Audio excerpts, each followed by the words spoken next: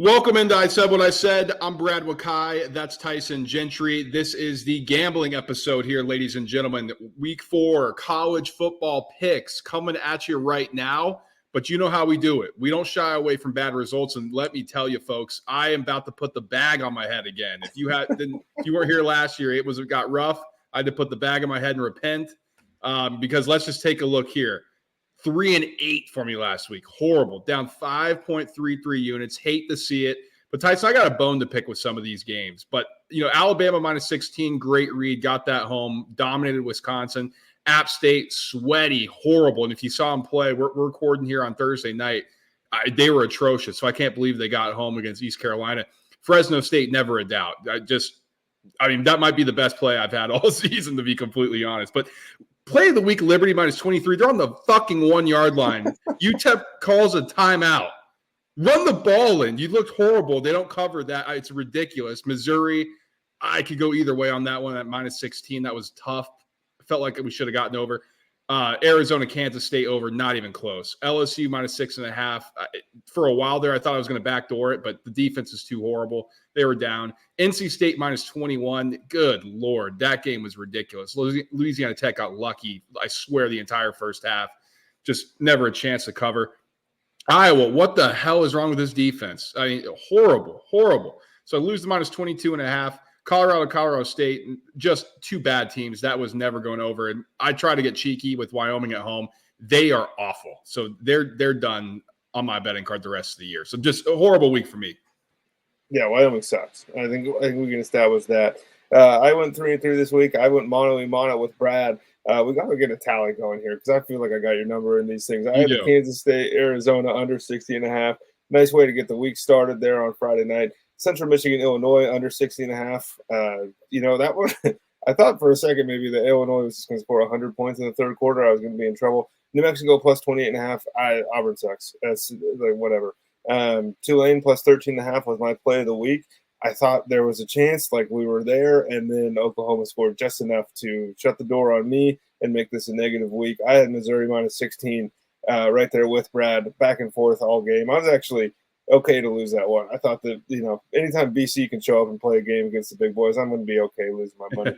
And then North Texas plus 10.5. Brad, this is the worst read I've had in how long we've been this? Like 4 or 5 years, whatever it is. Years, yeah. I wasn't even close. North Texas scores 75-yard drive on the first possession. I'm feeling good. And then I flip the game back over, and it's 38-7 Texas Tech in the first quarter. I'm dead. All right. Well, we're putting that in the rear view. My God, he's kind of put the bow on it. I'm down. This is horrible. Down 10.33 units. Tyson's down 2. So he's keeping us afloat, but as a podcast, down 12. Just fade me. Tyson's doing a good job. He's keeping his head above water. Outside of the bad week 0, he's fine. But I am just awful right now. Oh, dude, if you've noticed, I just keep going 500. I just keep cutting money. I keep going 6 plays. I'm going 3-3 and losing the pal. Well, let's try to get a good green week on the board here. So I'll start off, Tyson. Let's try to kick the mojo. Play of the week for me, Iowa State minus 21. That's minus 112 on DraftKings. Iowa State's coming off a bye. I think they're really good. They had a crazy comeback win against Iowa. Then they go into the bye week feeling good. You got to refocus and regroup. You're playing an Arkansas State team that's playing Michigan. Body blow theory. You go back to back. You got to play a Michigan team that's physical. Then you got to go play Iowa State. I think that's tough in back-to-back road games. And then I'm looking at this. Iowa State 57th in EPA per rush. Arkansas State on defense is 103rd defending the run on an EPA basis. So I think Iowa's going to have the advantage on the ground. Now, at some point, Rocco Beck's got to let this thing fling, man. So I think it's going to go this weekend, and they're going to blow out Arkansas State. We're going to need Rocco to throw the ball with some of the plays we got. UCLA plus 24.5 is my play of the week, Brad.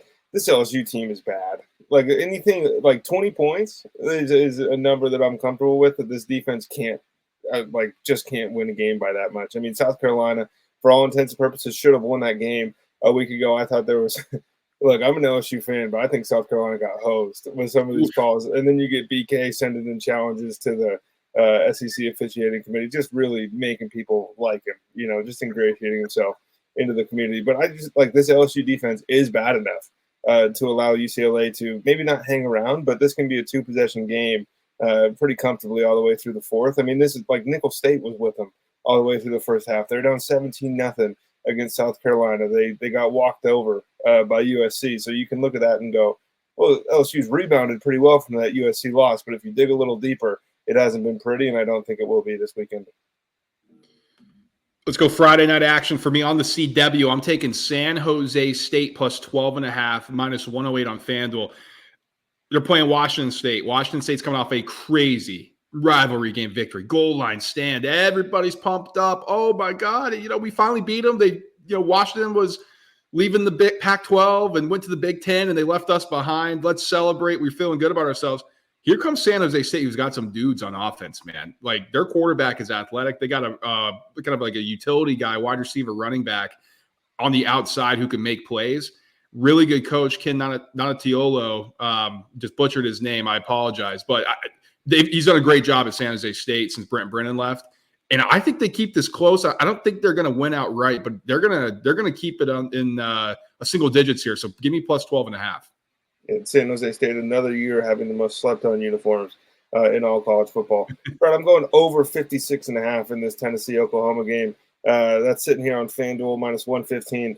We talked kind of ad nauseum about like our man crushes that we have on Nico, that we have on Tennessee as a whole. I know Venables is really good. I think Tennessee's about to blow them off the field. And I do think Jackson Arnold has shown enough. Look, Tennessee's defense hasn't allowed like any points this year because they haven't played anybody.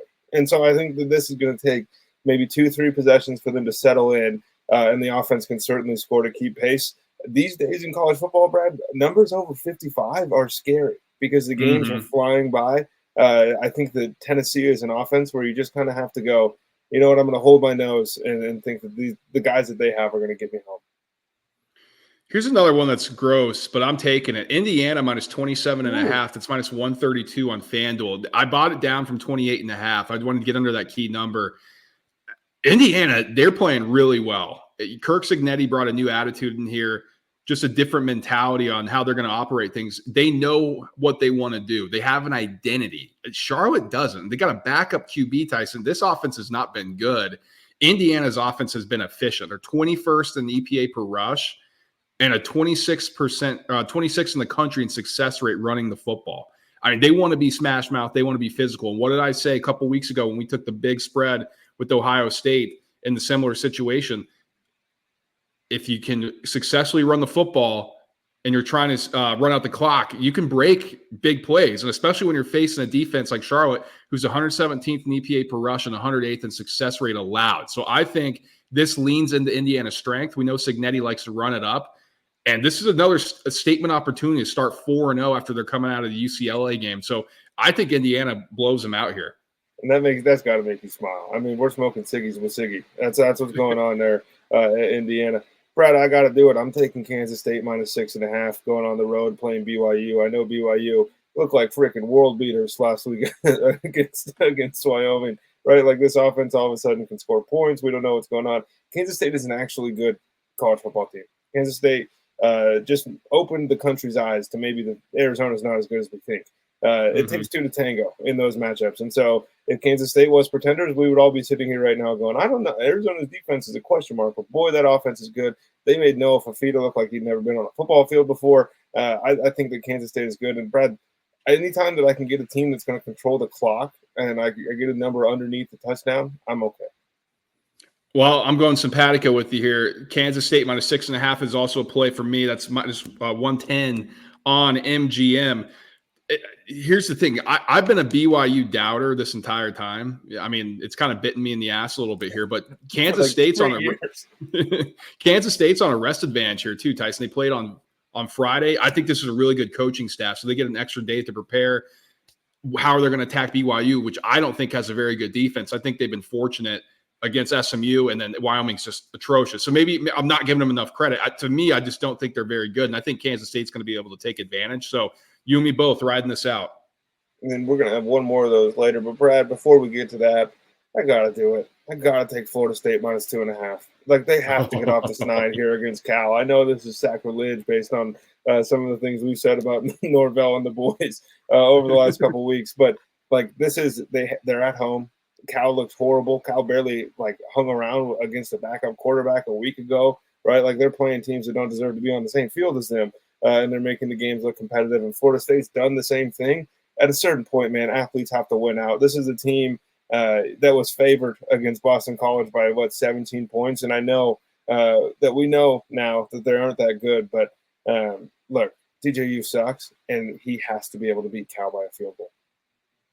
Got a gross one here. Going to have to take this. James Madison plus 10.5. That's minus 110 on DraftKings. They're going up against North Carolina. Now, Tyson, North Carolina says there's rotating QBs. What does that mean to you? What does that mean to me? It means that they don't really know the identity on offense. And if they want to run the football, which they want to lean into, they have a really good running back in our Mario Hampton. James Madison's really good at stopping the run. James Madison wants to run the football.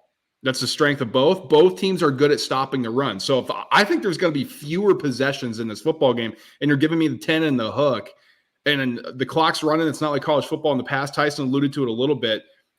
To me, this screams James Madison. Now, the power ratings also have plus 10, plus 12 for the different set I look at. So, kind of on the number, and maybe North Carolina a little bit better on the other set. So it does scare me. I think James Madison's offense has left a lot to be desired, but they're making a quarterback change as well. Chandler Rogers going to the bench. They want to lean into the running game a little bit more with the spread and running game and read options. So maybe that causes a little bit of boost here. We get a more explosive plays. We get some points up on the board, and then we kind of ride this thing out and let this number do its work.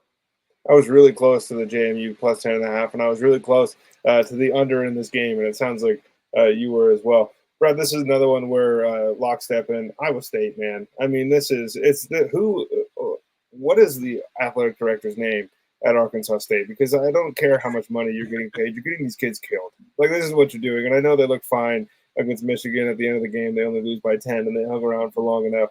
It's great experiences for all of them. You can't go back to back with these things. You can't do this after Iowa State's going off a bye. And, this game was probably scheduled 10 years ago, and Iowa State didn't look like they were going to be anything special this season. I think Iowa State is good. They're not necessarily flirting with a playoff spot to me, but they might find themselves in one of the premier bowls that is not a part of the 12-team playoff. I think Iowa State sends a message to the rest of the country here, and Arkansas State's just got to be tired, dude. It's a lot of moving and grooving here over the last week and a half.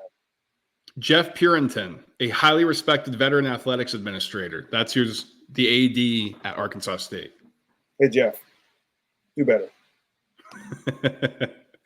Okay, Tyson. Now I got to go back to my roots a little bit here, and this is just a gut play.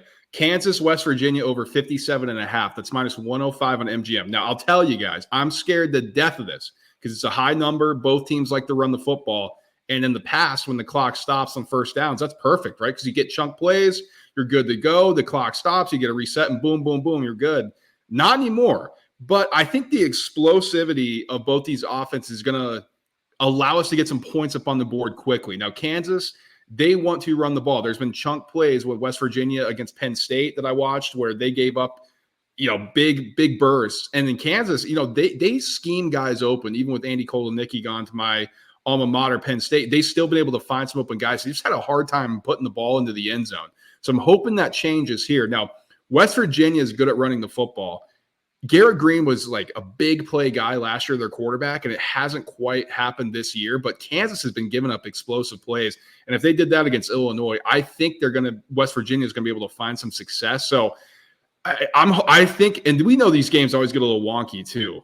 Like Kansas, West Virginia play some weird games. So I'm hoping this is one of those and we see a lot of points up on the board. I just want Kansas to come out in those reds. They come out in the red uniforms. This number's covered into the first half. You're good. My last one here, Brad.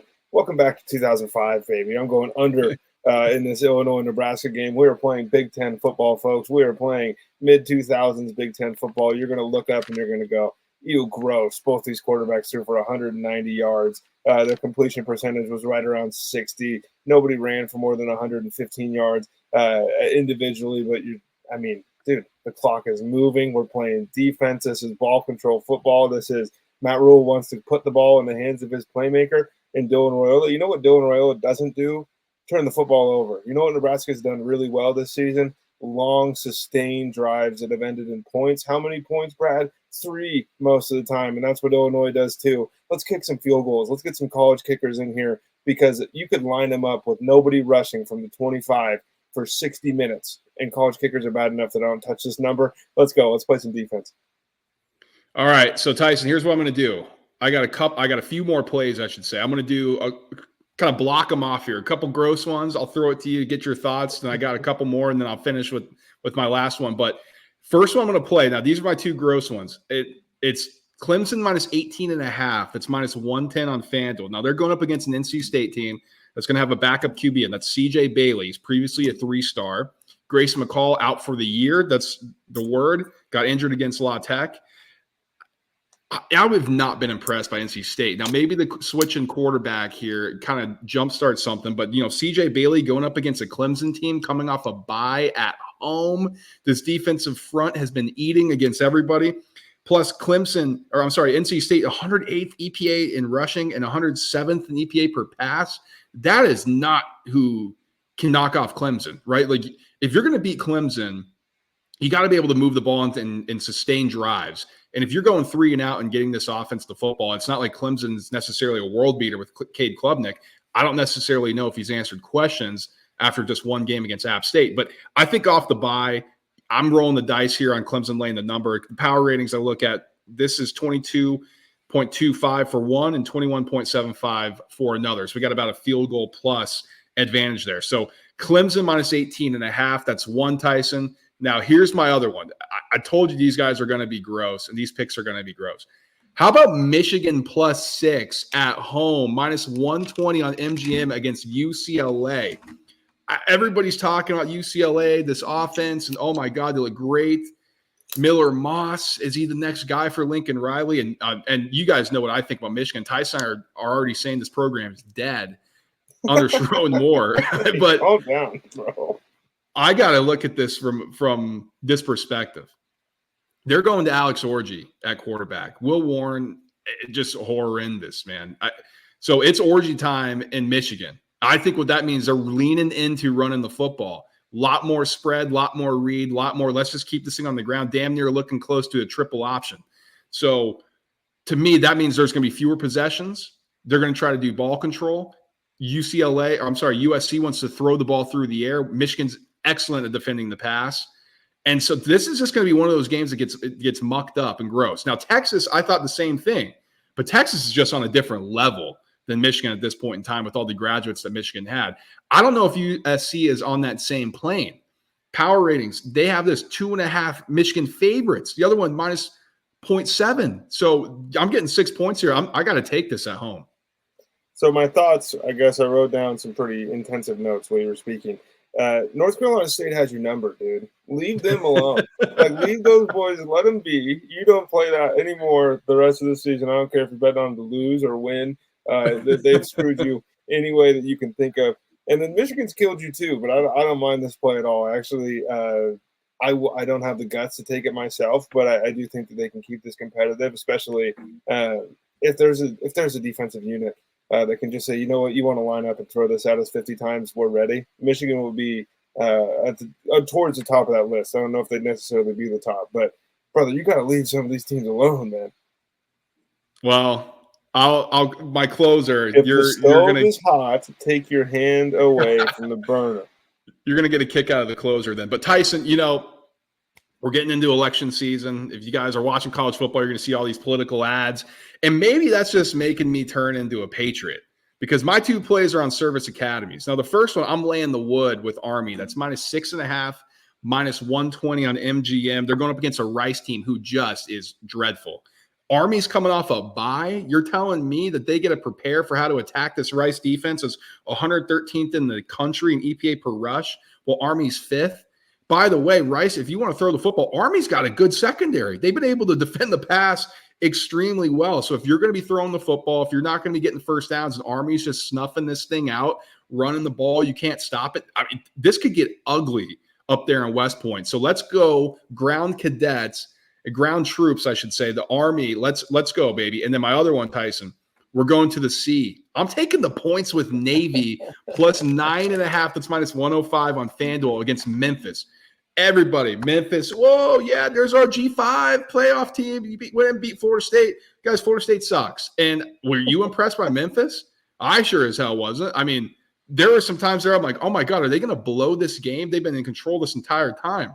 Tyson, what happens when you have a service academy coming off a bye, being able to prepare for a team, and they're getting points against a team who's had no preparation for them? That's just like a bread and butter play, folks. I mean, we got to take this. Now, I know Navy, they haven't looked as good as they have in the past, so it does concern me a little bit. They haven't run the football as well as they have, but God, this to me is a smash spot, situational. Memphis coming off that huge one over Florida State, and Navy getting to prepare for them, get to attack them. Come on, baby, let's go, midshipman. So I love the Army play. I think that's smacking. I don't think you have to worry about that at all. I have watched 0 seconds of Navy play football yet this year. I've watched like a ton of college football, and I haven't found my way over to the midshipmen yet. So I can't speak on that one, but I'm always going to back the service academies. Come on. Final one here. I got burned last week, Tyson, and this is where you may be talking about, but I'm going back to Missouri minus 20. So it's minus 108 on DraftKings as Tyson gets up and walks out of the room here. I mean, he can't believe what I'm doing. But did you just see what Vandy did last week? I mean, everybody was feeling good against their upset against Virginia Tech. Oh, Vandy. And, you and me both are clapping our hands. Clark Lee, we like the guy. And then they just dropped a stinker. And it's like, oh, yeah, eventually Cinderella, the pumpkin or the clock strikes midnight and the carriage turns into a pumpkin or whatever the hell happens in that movie. And I'm looking at Missouri. The offense hasn't been as impressive as I thought. This is not a Missouri Eli Drinkwitz team that just goes and embarrasses teams, Tyson. Like Brady Cook hasn't been that sharp. Are we going to see it against Vandy? Their defense is 50th in rush EPA, 16th in pass EPA. I mean, okay, you get a Virginia Tech team who is horrendous. I think that's going to boost up your numbers. On the flip side, now, Mizzou hasn't necessarily played a great schedule, but they're 14th and 8th in both of those categories. And on the other side, Missouri's defense is awesome. Like, they are really good. 13th rush EPA, 15th in pass EPA. Go up against a Vandy offense that's 70th in rush EPA, 90th in pass EPA. So I'm getting this under 3 touchdowns at home, coming off of a game they probably should have won by more. Oh man, this to me just feels like a spot that they're gonna run up the score. Dude, you can't start telling people to follow your plays and then start off with going, well, their offense hasn't been that good. I mean, okay, but the defense has been good. I mean, the defense doesn't cover you 20. I think that, like, Pavia is one of your favorite players in the country. I know you're going to hate watch this. Even if this hits, you're going to want your boys at Vandy to get it cooking. I actually don't hate the play at all. I just I'm so glad that, like, you're not in some sort of, like, you don't have any drug addictions or anything like that, because you can't quit some of these things, man. Yeah, if you guys have been following us for a while, I mean, there's a few teams every single year that I just get in my head that I got to bet. Well, you got to be proud of me that SMU isn't on the card this week. Yes, thank God. I mean, it took us a while to get there. I actually thought there was a chance they were going to smash last week, and then they were getting played every show for the rest of the year. Thankfully, they suck, so we don't have to worry so much about them. But man, you're going to kill my Missouri playoff ticket. You got to be careful with what you're doing. I know, you're right. We'll see what happens this week. I think this is a week we can get on track a little bit. I like these plays. Seems like we're simpatico in a lot of stuff. I've never once come on the show and said, I hate all 6 of my bets. Tune into the NFL show we got coming up next. I might hate all of mine. But Tyson, live plays. I think this is a live betting weekend for me, at least, when I was looking at the slate. So where can they find our stuff? It'll be in Discord. Group name is I Said What I Said. Tons of different channels in there. College football right now is obviously popping off. We got the NFL popping off. Baseball's popping off. Brad, how many RBI did you bet Shohei Ohtani to have today? Because if it wasn't 10, you left some money on the table, brother. I don't understand what is going on. But those are things you can play live. Hey, man, this guy's 5 for 5. I bet you he gets a hit here in his next AB. And the only place you're going to find those is in the Discord. It's a good time. We got a good community of people in there right now. I can't post nearly as much because out here in Montana, my odds don't make any sense versus what everyone else can play. But we'll be in there with props and all of the other things. And as Brad said, the live plays. At this point, people, just hop in there and fade what we're doing. You see the numbers. Like, subscribe, and share the show. Stay connected. I mean, even if you're not a big gambler, we just talk sports in there too. Like, we got some good conversations. Yeah, absolutely. So Stay connected with us. Smash that like button on the way out. Subscribe if you haven't already, whether it's YouTube or podcast. Stay connected and make sure you're on this journey with us through the football seasons. We hope we get hot on the gambling front, but if you want our analysis and breakdowns, those are coming out early in the week on both the college and the NFL side. So we got our NFL bets coming up later. Stay tuned for that. We'll talk to you guys then. Peace.